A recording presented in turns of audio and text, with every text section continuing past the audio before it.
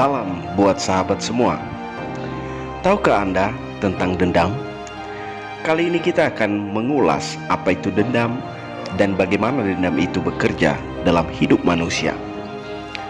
Dendam adalah sebuah kenikmatan bagi mereka yang merasa paling benar, paling baik, paling hebat, ataupun paling suci dan paling sempurna. Dendam itu lahir dari berbagai macam penyedap rasa, yang dimulai dari rasa sakit hati, rasa kekecewaan, merasa diremehkan, merasa direndahkan, merasa disepelekan atau diabaikan, hingga rasa itu bertumbuh, berakar, dan membuahkan tindakan atau perilaku yang menyimpang dari kebenaran. Dendam identik dengan kebencian dan akar kepahitan yang biasanya akan tumbuh subur pada seseorang yang sulit mengampuni kesalahan orang lain, juga akan sangat subur bagi mereka yang hidup untuk kepentingan diri sendiri.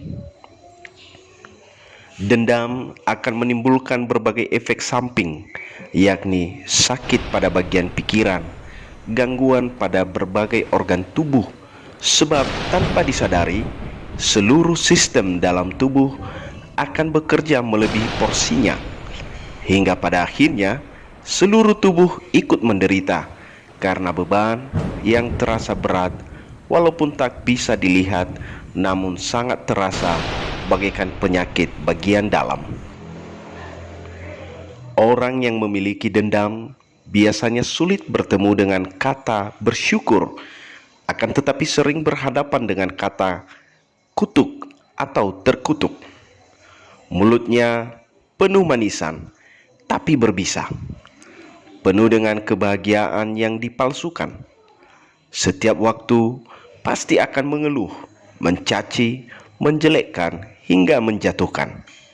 Setiap ada kesempatan, ia akan berusaha mencari pembenaran diri dan membuat skenario untuk meluapkan berbagai kekesalannya yang tentu tanpa ia sadari bahwa ia sudah terperangkap dalam keterpurukan hingga ia tak mampu menemukan damai dalam hidupnya. Dendam akan menguras tenaga, bahkan materi, menciptakan permusuhan, bahkan sampai pada pembunuhan. Dendam akan seperti semak duri yang akan membuat pemiliknya stres, emosi, tak terkontrol, dan tak akan tenang dalam hidupnya. Merasa sendiri di tengah keramaian, merasa berduka di tengah sukacita, merasa tak ada di tengah kegirangan.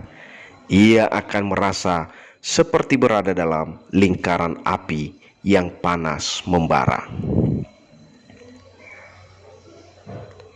Gelap gulita menguasainya, walaupun ia berjalan di siang terang.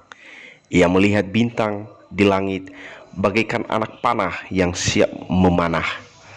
Ia akan melihat air jernih bagaikan lumpur yang dalam.